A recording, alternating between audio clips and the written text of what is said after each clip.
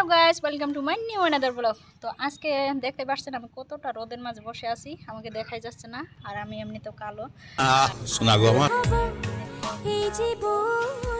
আর আমার রোদের মাঝে কিছু খাইতে অনেকটাই ভালো লাগে। তো তার জন্য আজকে এই যে কমলা টেঙা খাবো।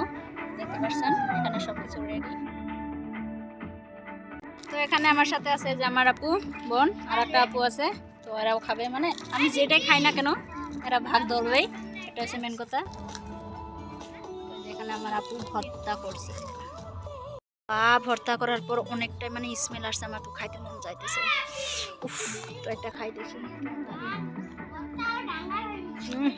আমরা তিনজন ছিলাম, যেই মাত্র ভর্তা টর্তা করা হলো মঙ্গল গ্রহ থেকে দেখেন নেমে আসলো, এই যে দেখেন। তো সবাই এসে ভাগ ধরছে, আমি খাইতেই পারছি না। তো কেমন লাগছে বলো? সেই টেস্টি না? ওই জিন্টি কেমন?